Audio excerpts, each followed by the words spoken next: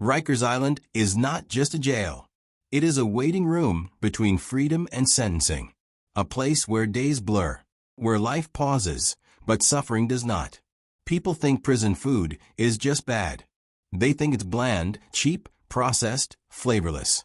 They think inmates complain because they are ungrateful. They think the complaints are exaggerations. They are wrong. The problem is not just the taste. It is the meaning behind the meal. Because in Rikers, food is not nourishment. It is a message. And the message is, you are nobody now. The tray arrives. A dull rectangle of gray protein. Beans that taste like metal. Rice that sticks, not because it is soft, but because it is wet and cold at the same time. Bread that is never fresh, never warm, never comforting, just present. Smell is the first wound. Food should carry memories, kitchens, families, childhood.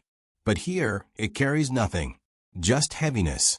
Just the scent of something that exists only to keep a person from collapsing. The first bite never surprises. It never delights. It never sparks joy. It just reminds. This is all you get. Some inmates complain loudly. They curse. They slam the trays. They send the meals back. They say what everyone is thinking. This is not food. This is punishment shaped into calories. But not everyone complains. Some eat in silence. Not because they accept the meal, but because they understand something deeper. Food is power. And at Rikers, power is survival. A slice of bread can buy a favor. A scoop of peanut butter can buy protection. A packet of ramen can buy a night without fear. The loudest man in the room is not always the strongest.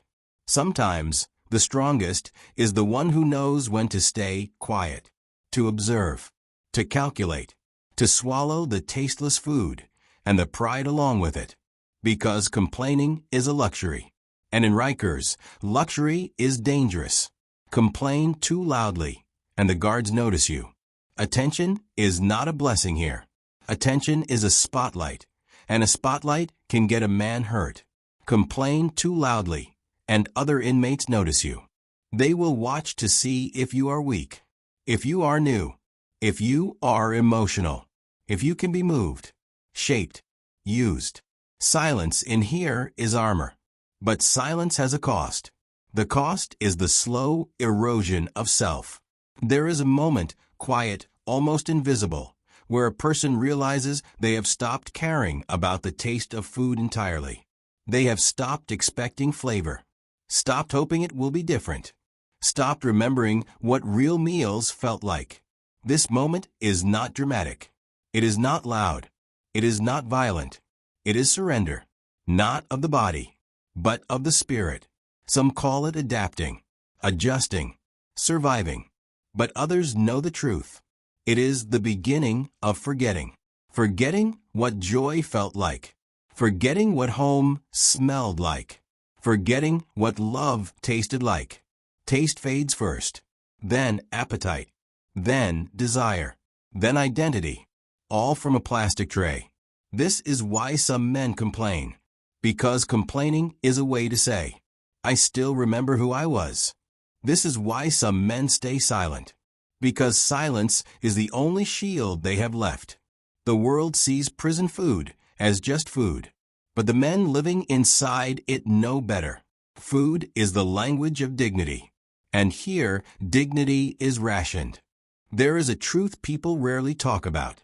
Hunger changes a person. Not suddenly, not dramatically, but slowly, the way concrete cracks under rain. Silent, gradual, inevitable. In Rikers, hunger is not just a physical sensation. It is psychological. It is emotional. It is spiritual. Because in here, food is not just something you eat. Food is something you think about. Something you wait for. Something you measure your day around. Meals are scheduled like checkpoints. Breakfast, when the lights come on. Lunch, when the noise begins. Dinner, when the building settles into darkness. Each tray divides time, not into hours, but into survival. But even hunger does not hit everyone the same. There are men who complain because complaining is the only form of resistance they have left. Their words are not about flavor. Their anger is not about temperature. Their frustration is not about portions. It is about being seen. When a man says, "This food is garbage," what he is really saying is, "Do you still see me as human?" But there are others, those who have been here longer, who respond differently. They do not complain. They do not protest. They do not react at all. They simply eat, not because they enjoy it, not because they accept it, but because they have learned to detach. Detachment is a skill in Rikers, a survival tactic, a shield. To detach is to swallow the food and the humiliation without letting either break you. The ones who complain believe dignity is something to defend. The ones who stay silent believe dignity is something to hide away, protect, and ration, just like bread. Both are fighting, just in different ways. Inside every dining hall, there are unspoken rules. You do not stare at another man's tray. You do not reach across tables. You do not ask who got more or who got less. You do not question why someone is not eating, because everyone has their reasons. Some can't eat because the food reminds them of what they lost. Home-cooked meals, kitchens full of voices, family tables, warmth. Others can't eat because they are anxious, too tense to swallow.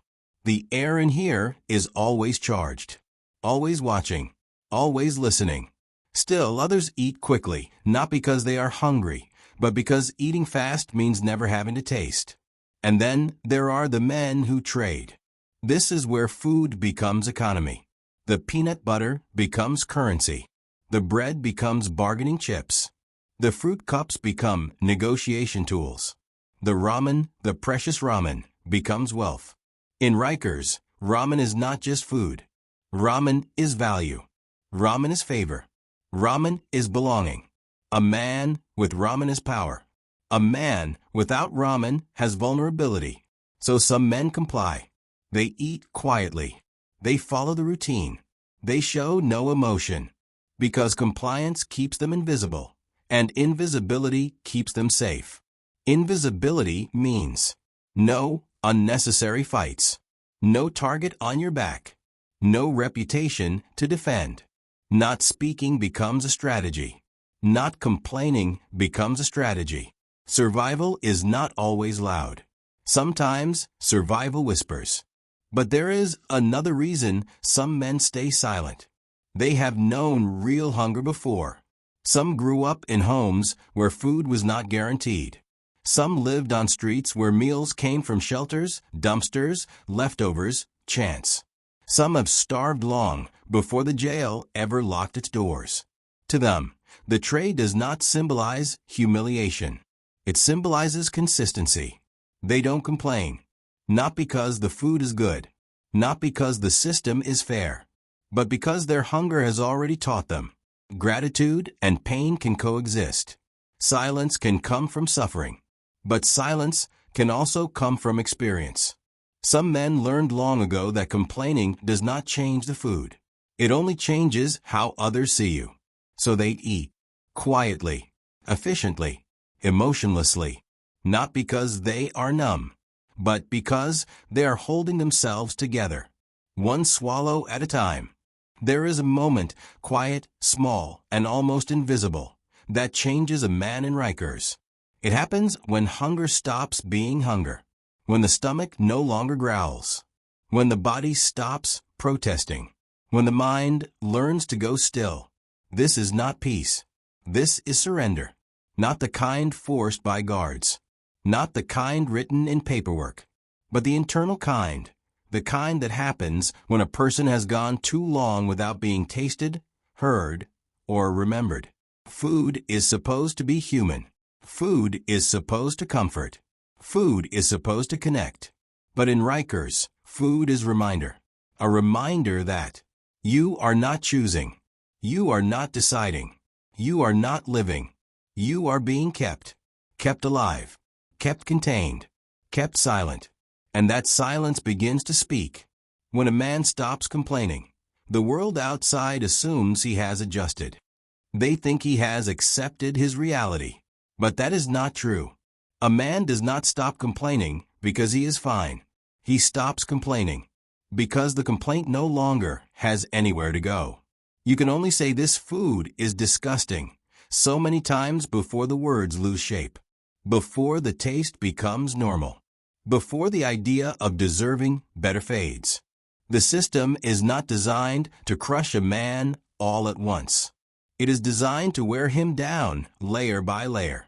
First the taste, then the appetite, then the expectation, then the will. Rikers does not break the body. Rikers breaks hunger. And when hunger breaks, something deeper breaks with it. But not everyone loses the fight. There are men who sit with a tray in front of them, staring at it like an enemy. Not because they are disgusted, but because they still remember how food is supposed to feel. These are the fighters. The ones who complain because something inside them refuses to die. The ones who say, this is not right, even when they know no one will listen. The ones who cling to memory like it is a lifeline. Memory is dangerous here. Memory makes you hungry in a way food cannot satisfy. Not hunger of the stomach, hunger of the soul.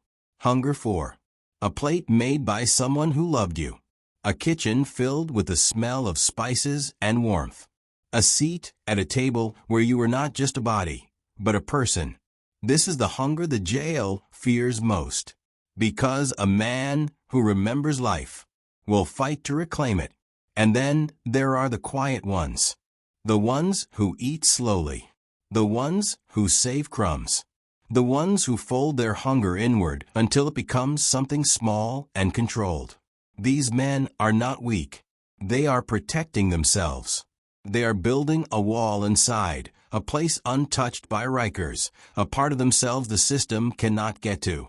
They are saying silently, you can feed my body. You will not own my spirit. Their silence is not surrender. Their silence is strategy. And in a place where everything is stripped away, strategy is survival. But here is the part no one sees.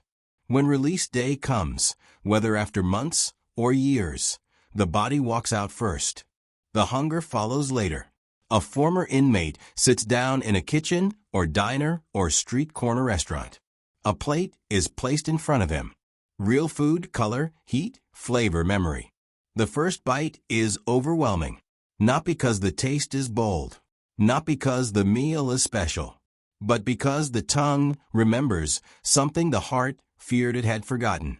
Home, warmth, love, self. Some men cry. Some freeze. Some eat slowly. Some devour the plate like they've been starving for years.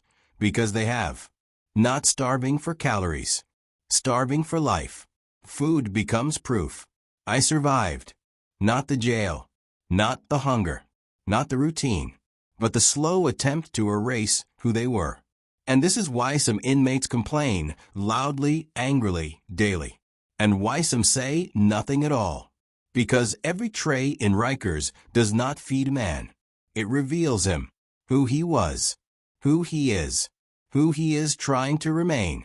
Food in jail is not just about hunger. It is about identity and the fight to keep it alive. Subscribe now for more true crime stories.